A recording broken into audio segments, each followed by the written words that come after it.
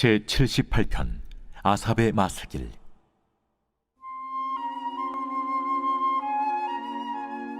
내 백성이여, 내 율법을 들으며 내 입의 말에 귀를 기울일지어다. 내가 입을 열어 비유로 말하며 예로부터 감춰졌던 것을 드러내려 하니, 이는 우리가 들어서 아는 바요 우리의 조상들이 우리에게 전한 바라. 우리가 이를 그들의 자손에게 숨기지 아니하고 여호와의 영예와 그의 능력과 그가 행하신 기이한 사적을 후대에 전하리로다. 여호와께서 증거를 야곱에게 세우시며 법도를 이스라엘에게 정하시고 우리 조상들에게 명령하사 그들의 자손에게 알리라 하셨으니, 이는 그들로 후대 곧 태어날 자손에게 이를 알게 하고 그들은 일어나 그들의 자손에게 일러서 그들로 그들의 소망을 하나님께 두며 하나님께서 행하신 일을 잊지 아니하고 오직 그의 계명을 지켜서 그들의 조상들 곧 완고하고 패역하여 그들의 마음이 정직하지 못하며 그 심령이 하나님께 충성하지 아니하는 세대와 같이 되지 아니하게 하려 하심이로다. 에브라임 자손은 무기를 갖추며 활을 가졌으나 전쟁의 날에 물러갔도다. 그들이 하나님의 언약을 지키지 아니하고 그의 율법 준행을 거절하며 여호와께서 행하신 것과 그들에게 보이신 그의 기이한 일을 잊었도다. 할렐루야. 오늘 하나님의 말씀은 시편 78편 1절부터 11절까지 말씀입니다. 오늘 말씀의 제목은 신앙생활에서 확신의 중요성입니다. 제가 대학을 다닐 때 이야기입니다. 제 후배 한 명이 토익 강사 중에 유명한 강사 이야기를 해줬는데요. 참 재미가 있었습니다. 이 강사는 특이하게도 고득점을 마크하게 해주는 강사가 아니었죠.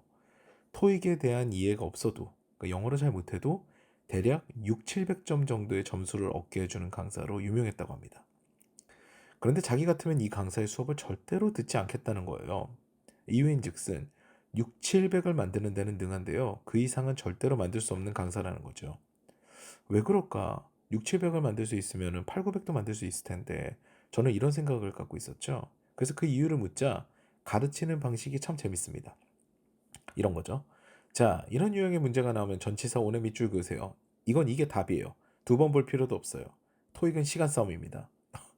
황당하죠. 이 이야기를 듣자 처음에는 정말 황당했습니다. 이해가 되지 않은, 내가 완전히 습득하지 않은 그 문항에 바로 답을 쓸 수 있을까? 이런 생각도 들었죠. 저 같으면 아예 수업 자체에 신뢰가 안 됐을 것 같아요. 그런데 강사의 맹목적인 믿음을 가진 사람들이 그 점수는 막 한다는 거예요. 600~700점은 나온다는 거죠. 이들은 입사는 해야겠고 토익 점수는 필요한데 영어에 대한 이해는 없고 하니 쪽집게 같은 그의 강의를 듣는다는 겁니다. 내용은 없고 문제를 푸는 법을 배우는 건데요. 이것도 강사가 무엇입니까? 워낙 확신에 가득 찬 소리를 이야기하니까 120% 신뢰하는 거죠. 이것이 참 중요했습니다. 별 내용이 없는데도 확신에 가득 찬 이야기를 반복해서 들으니 그것이 진리로 들린다는 거죠. 이것은 교육학에서 참 중요한 부분이기도 합니다. 기독교 교육학 수업에서 교수님께서 말씀해 주신 전달 방법의 중요한 한 부분이기도 하죠. 내가 확신이 없으면 남이 확신이 없습니다. 이 얘기입니다. 이것이 진리라는 거죠. 제가 학부를 다닐 때 제 은사님께서도 제게 이런 말씀하셨습니다. 제가 곡을 써서 레슨을 받으러 들어가니까 교수님의 물끄러미 저를 보십니다. 부끄럽지만 사실 시간에 쫓겨서 제가 의미 없는, 그러니까 제가 계획이 없지만 제 머릿속에 울리지 않았지만 그런 음들을 나열해서 막 양을 채워가지고 레슨을 받으러 갔거든요. 교수님은 이미 알고 계시는 거죠. 그래서 저희 담당 교수님께서는, 제 은사님께서는 미소를 지으면서 저한테 이렇게 말씀하셨습니다. 자기가 자기 음악에 자신 있으면 남도 그 음악을 자신 있게 들어요. 저는 머리를 망치로 맞은 것 같았습니다. 또한 쥐구멍에 숨고 싶었죠. 그때부터 저는 곡을 쓸 때 사기치지 않으려고 노력했습니다. 제가 자신 없는 음과 화음을 사용하지 않고요. 제가 아는 것을 최대한 활용해서 곡을 쓰게 됐죠. 저에게 수려한 테크닉은 없었을지 몰라도 저는 제 곡을 제가 가장 잘 이해하고 남들에게 설명할 수 있었습니다. 오늘 말씀이 바로 이 확신에 관한 내용입니다. 우리의 신앙은요, 저절로 다음 세대에 전수되지 않습니다. 두 가지 방법을 통해서 전수가 되죠. 첫 번째는 우리의 삶입니다. 우리가 주님을 향해 나아가는 삶, 예배하는 삶을 간접적으로 경험한 우리 다음 세대가 주님을 예배하게 되는 겁니다. 그런데 그 삶은 현실과 연결이 되어야 됩니다. 예배하는 우리가 세상 사람과 똑같은 성정으로 변함없이 세상 사람이라면 오히려 자녀들은 혼란에 빠지게 되겠지요.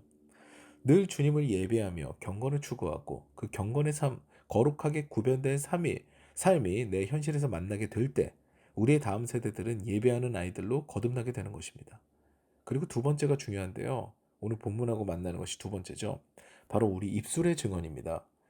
우리 인생에 하나님께서 역사하신 것을 입술을 통해 증언할 때 다음 세대들은 하나님을 알게 되고 하나님의 비전을 품게 되며 하나님 앞에 나아오는 삶이 되는 겁니다.